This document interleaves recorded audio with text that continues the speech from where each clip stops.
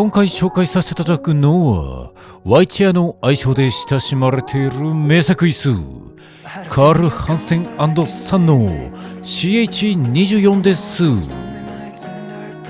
デザイナーは椅子の巨匠としても名高いハンス・ウェグナーで1949年に誕生し1950年からずっと生産され続けているロングセラーの一脚になります。ちなみに世界で最も売れた椅子と言われていて日本でも最も販売された輸入椅子として知られています。日本でのワイチェアという愛称は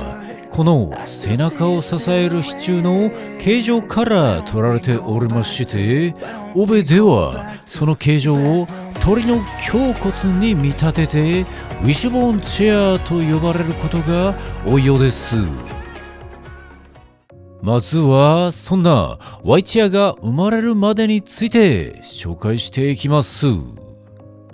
ェグナーは生涯で500以上の椅子をデザインしてきたのですがこのワイチェアが生まれるにあたって2つのデザインを経由していると言われておりましてまず1つ目が中国明代のクワンイー極6という椅子です。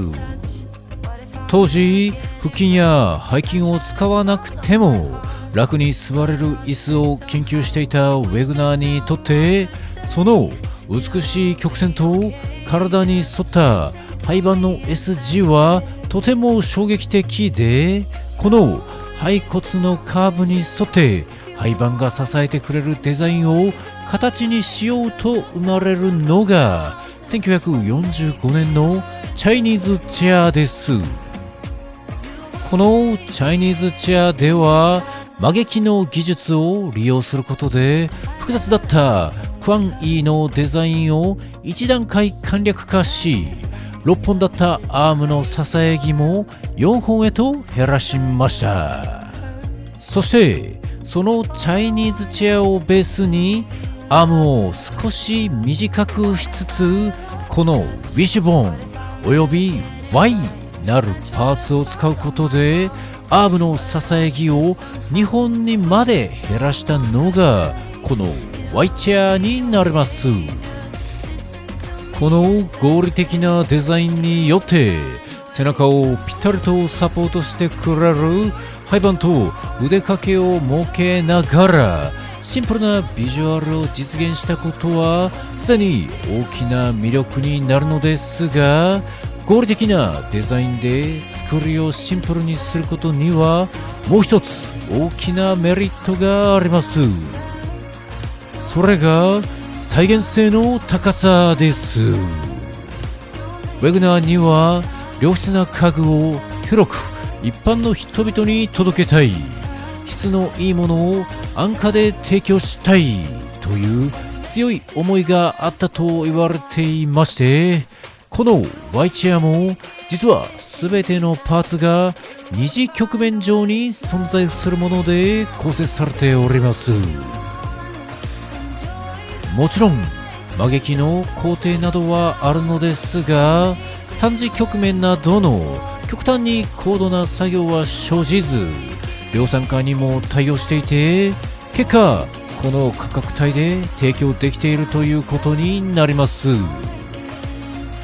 もちろん10万円近くはしてくるのですが一生ものとして使えますしこれを日常使いすることで気分も上がりますし暮らしが豊かになる気がしますので本当におすすめです。そんなところでまずワイチェアのデザインが生まれるまでについて紹介してきましたが実際の使い心地がどうなのかという話に入っていきたいと思います。個人的には日常的な取り回しを考えるとやはり現行の椅子における一つの回答かと思っております。自分の場合は絶対にいいダイニングチェアを買おうと決めていたのでまずはペンの名作椅子に恋してを見るところから始まり、個人的に好みだったものをメーカーで調べて、デザイナーで調べてといろいろリサーチしまして、ビジュアル的に一番好きだったのは実はマリニ木工の広島でした。これは深澤直人さんのデザインで、アップル本社でも採用されたことで有名な紛れもない名作でして、実際に自分もマリニ木工さんに実物を見に行ったのですが、最高にかっこよかったです。シンプルながら無駄がなく、とにかく綺麗なデザインで素晴らしいなと思ったのですが、ワイチェアに座った時との差として自分が一番感じたのが重さでした。本当にこれにつきます。具体的な数字で言いますと、広島は 8.5 キロでワイチェアは 4.5 キロなんですね。つまり広島の方が約2倍の重さというわけです。それを日常的に取り回すところに使用すると考えると割と気が重いですよね。そうなるとワイチェアかなとなったのが決め手でした。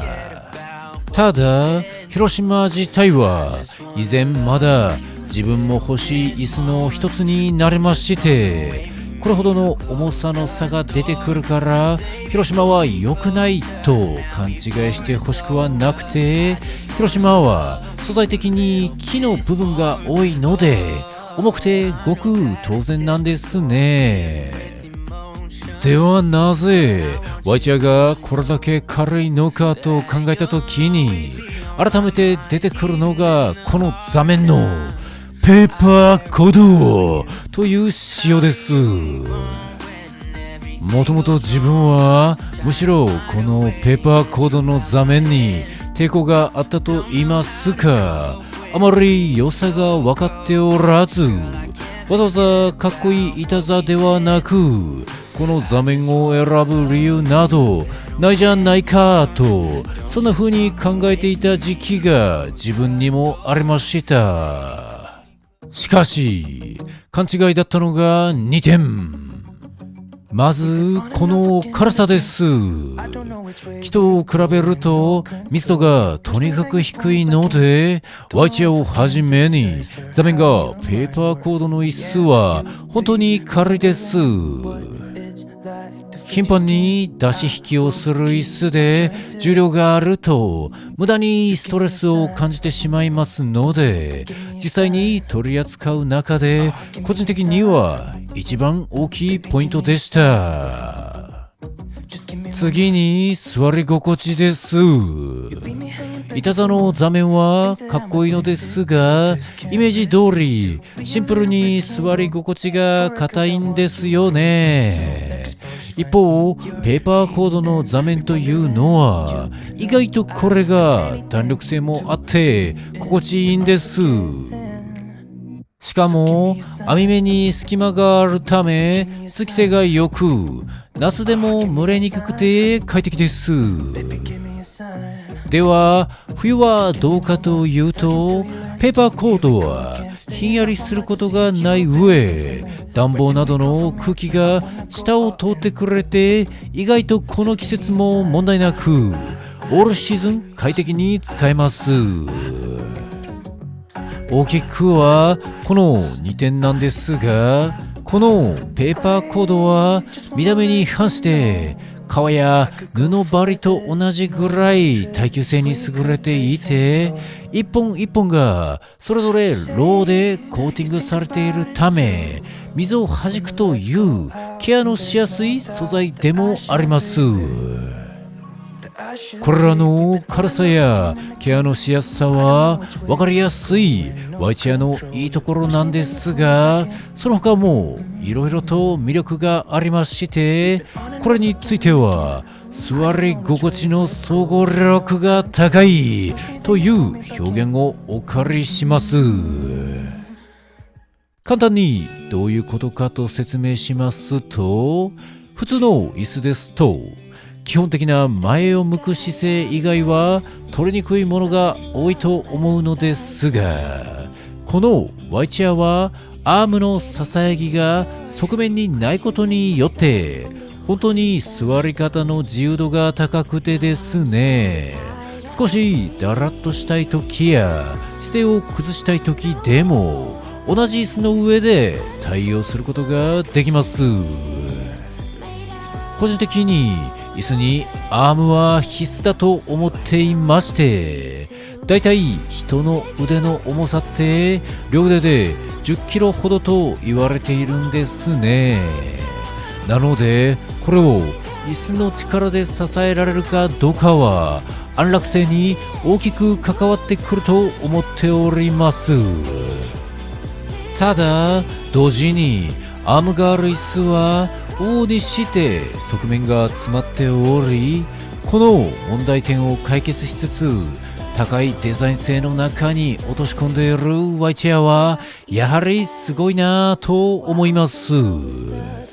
そんなところで Y チェアのご紹介でございました。生活の中でのポジションを考えた時に結局最高の一脚なのではないかと思います。そして実はいろいろと椅子を調べた中でもう一脚 Y チェア以外に買ったものがありまして、それが同じくウェグナーのデザインでカール・ハンセンの CH88P というモデルになりますので、こちらもまた紹介させていただこうと思います。ご視聴くださり誠にありがとうございました。